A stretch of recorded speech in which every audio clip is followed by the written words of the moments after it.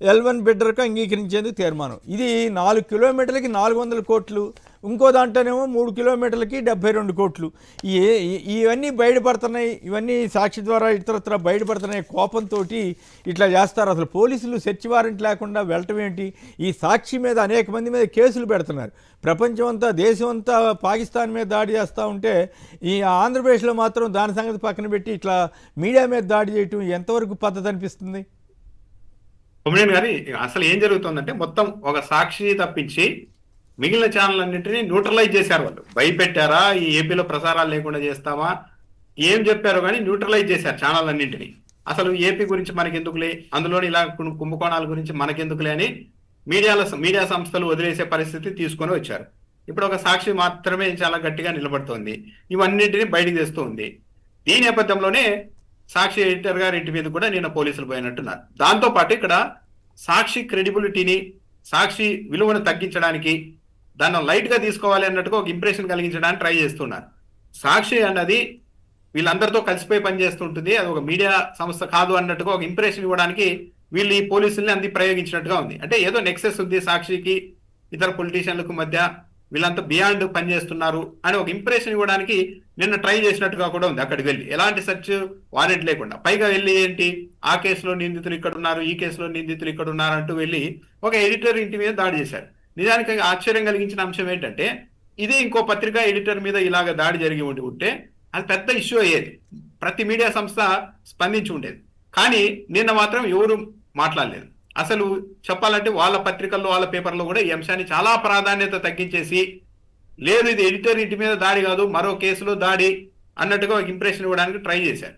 నోటీసులు లేకుండా ఒక ఎడిటర్ ఇంటి మీదకి వెళ్ళింది కాకుండా దాన్ని సమర్థించుకునేందుకు ఆయన ఎడిటర్ గా చూస్తూ మేము వెళ్ళలేదు, ఏరే అంశం మీద వెళ్ళాము ఆయన ఇంటి మీదకి దాడికి అన్నట్టుగా పోలీసులు వివరణ ఇవ్వడం, ఒక మీడియా సంస్థలు ప్రచారం చేయడం బట్టి దీన్ని ఒక దిగ్భ్రాంతికరమైన అంశంగా మాట్లాడుకోవాలి. అంటే ఒక సాక్షిని కంప్లీట్ గా మ్యూట్ చేస్తే, భయపెట్టేస్తే, ఆ సాక్షి ఎడిటర్ నిర్ణయాలు చాలా తీసుకుంటూ ఉంటారు. ఇలా భయపెట్టడం ద్వారా ఒక స్టోరీ రాసేటప్పుడు, ఒక లైన్ రాసేటప్పుడు దాని ఇంటెన్సిటీ, కనీసం దాని తీవ్రతను తగ్గించైనా రాసేలాగా మనం భయపెట్టాలి అన్న ఉద్దేశంతో పోలీసులు, ప్రభుత్వం పనిచేస్తున్నట్టుగా ఉంది. కానీ ఒక ఎడిటర్ ఇంటి మీదకి ఇలా నోటీసులు ఇవ్వకుండా డైరెక్ట్ గా దాడి చేసి, ఏదో కేసులో నిందితులు అక్కడ ఉన్నారని ఎందుకుంటారు కొమ్మినేని గారు? వాళ్ళకి తెలిసి ఉండరని.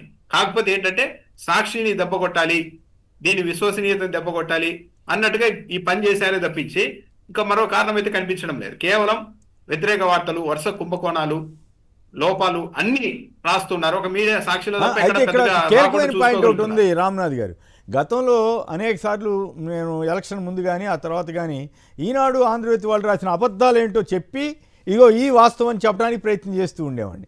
అది దాన్ని ఎవరు ఖండించలేని పరిస్థితి. ఇగో ఈ అబద్ధమా కాదా అనేది ఇప్పుడు మనం అనేక విషయాలు, టైటిలింగ్ యాక్ట్ కానీ ఒకటి కాదు 100 ఎగ్జాంపుల్స్ మనం చెప్పొచ్చు, టైం వేస్ట్. కానీ ఇప్పుడు సాక్షి వాళ్ళు ఏది రాసినా కూడా ఆధారసహితంగా రాస్తున్నారనేది వాళ్ళ బాధ. ఇప్పుడు మనం చూసాం, ఈ కరెంటు కొనుగోలు ఒప్పందం 4 రూపాయల 60 పైసలు కొన్నారు, అది బయటపెట్టారు. ఇట్లా అనేక వార్తలు, ఈ మధ్యకాలంలో వచ్చిన అన్ని వార్తల్లో కూడా ఆధారసహితంగా విత్ ఎవిడెన్స్ ఇచ్చేసరికి వాళ్ళు తట్టుకోలేక ఇట్లాంటి దాడి చేస్తున్నారు. ఈయన మీద ఆల్రెడీ 3-4 కేసులు పెట్టారు. అట్లాగే ఎక్కడో శిలాఫలకం దౌర్జన్యం చేశారని ఎప్పుడో 2-3 ఏళ్ల క్రితం అని చెప్పి కావల్లో ఒక సాక్షి రిపోర్టర్ మీద, అంటే డైరెక్ట్గా మీడియా కేసులు కాకుండా ఇతర కేసులు పెట్టి వేధించాలని చూస్తున్నారు. మరి ఇప్పుడు ఈ 10 నెలల్లో ఎన్ని దాడులు చేశారు, ఎన్ని శిలాఫలకాలు పగలగొట్టారు, మరి వాటన్నింటినీ పట్టించుకోరా? వాటన్నింటినీ అవన్నీ కేసులు కావా? మరి ఎట్లా ఈ రకమైన మీడియా మీద దాడి చేయటం అనేది చంద్రబాబు గారికి కొత్త కాదు, గత టర్మ్లో చేశారు, ఇప్పుడు చేస్తున్నారు. సో ఇది ప్రజాస్వామ్యానికి, పత్రికా స్వేచ్ఛకే కాదు, ప్రజాస్వామ్యానికే ప్రమాదమా కాదా? కొమ్మినేని గారు మీరు చాలా వాల్యుబుల్ పాయింట్ గుర్తు చేశారు. ఇప్పుడు రాజధానిలో జరుగుతున్న కుంభకోణాల గురించి, మైనింగ్ లో జరుగుతున్న కుంభకోణాల గురించి, అప్పులు తెస్తున్న విధానాల గురించి, అదొకటి ట్రెజరీని తాకట్టు పెట్టారన్న వార్త పెద్ద సంచలన వార్త కదా. ఇవన్నీ చేసినప్పుడు ఇవన్నీ అబద్ధాలు అయితే ఈ దీనిల మీద కేసు పెట్టాలి. వాళ్ళు దానిల మీద కేసు పెట్టకుండా సిల్లీ అంశాలు, తెలంగాణలో ఒక వార్త, ఒక హత్యకు సంబంధించి తెలంగాణ ఎడిషన్ లో ఒకలాగా, ఏపీ ఎడిషన్ లో ఒకలాగా ప్రచురితమైందని దాని మీద కేసు పెట్టేశారు. యాక్చువల్ ఏది వీళ్ళకు పూర్తి ఇన్పుట్స్ రావడంతో ఏపీ ఎడిషన్ లో పూర్తి వివరంగా రాశారు అసలు విషయం ఏంటనేది. కానీ తెలంగాణ ఎడిషన్ లో అలా లేదు కదా అని చెప్పి కేసు పెట్టేశారు. ఇప్పుడు ప్రభుత్వ పరిస్థితి ఎలా ఉంది అంటే, బూతులు తిట్టే వాళ్ళని కంట్రోల్ చేయడం ఈజీ, వాళ్ళు కాదు మనకి థ్రెట్. ఒక వ్యక్తి బూతులు తిట్టారనుకోండి, కేసు పెట్టి లోపలేసేసి కంప్లైంట్ చేయొచ్చు. వాళ్ళతో కాదు ఇప్పుడు థ్రెట్. పద్ధతిగా ఉన్నది ఉన్నట్టు వాస్తవాలు మాట్లాడుతూ ఎలాంటి అనుచిత పదాలు వాడకుండా ప్రభుత్వాన్ని క్రిటిసైజ్ చేస్తూ ఈ కుంభకోణాలని బయటికి పెడుతున్న వాళ్ళతోనే వాళ్ళకి ఇప్పుడు పెద్ద ఇబ్బంది ఉంది. వాళ్ళని కంట్రోల్ చేయడం ఎలా అన్నది అర్థం కాకనే ఇప్పుడు ఇన్ని పెద్ద పెద్ద అంశాలకు సంబంధించి, ఇన్ని పెద్ద పెద్ద కుంభకోణాలకు సంబంధించి వార్తలు రాస్తే అవి అబద్ధాలు అయితే దాని మీద కేసులు పెట్టాలి కదా, పెట్టడం లేదు. కనీసం స్పందించడం లేదు. స్పందిస్తే వివరణ ఇవ్వాల్సి ఉంటుంది, అసలు విషయాలు బయటపడిపోతాయని చేయడం లేదు. కానీ ఏదో చిన్న చిన్న అంశాలు, ఏదో మనోభావాలు దెబ్బతీశారు సాక్షి పత్రికలు అనడము, అసెంబ్లీని కించపరిచారనడము, ఒకే వార్త అటోకలా ఇటోలా వచ్చిందని చెప్పి చిన్న చిన్న అంశాల ఆధారంగా కేసులు పెడుతున్నారంటే కేవలం భయపెట్టడానికి, ఇండివిజువల్స్ గా భయపెడుతున్నారు.